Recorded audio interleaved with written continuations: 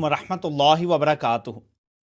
آخری وقت، آخری منٹ، آخری سیکنڈ تک عمران خان کو دھمکانے کی اور بلیک میل کرنے کی کوششیں جاری رہیں، شاید یہ صبح تک بھی جاری رہیں گی۔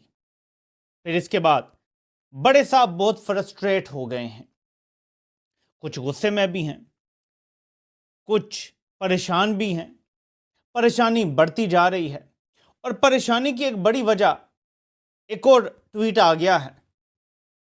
اب یہ خطے میں پچھلی ٹرمپ حکومت کا انوائے تھا، یہ ابھی بھی ٹرمپ کے قریبی سمجھا جاتا ہے۔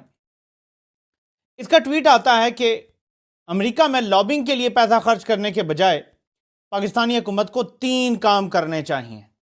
نمبر 1، ایک ایسا معاہدہ کیا جائے پی ٹی آئی کے ساتھ جس سے معاملات ٹھیک ہوں۔ نمبر 2، عمران خان کو رہا کیا جائے جو کہ بوگس چارجز میں جیل میں ہے۔ اور نمبر 3، یہ تینوں کام 20 جنوری سے پہلے ہونے چاہیے۔ These steps will save Pakistan and avoid a meltdown. They also would help Islamabad's relation with the Trump administration. اگر ٹرمپ ایڈمنسٹریشن کے ساتھ تعلقات ٹھیک رکھنے ہیں تو بہتر ہے کہ یہ 3 کام کر لو۔ پہلا یہ کہ پی ٹی آئی سے معاملات ٹھیک کر لو، عمران خان کو رہا کر دو، اور یہ دونوں کام 20 سے پہلے کر لو۔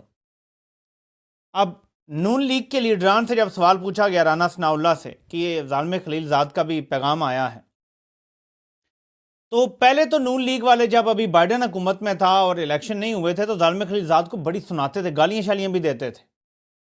لیکن آپ کہتے ہیں کہ ہاں ان کا بھی آ گیا پیغام، ہو سکتا ہے ٹرمپ کا بھی آ جائے۔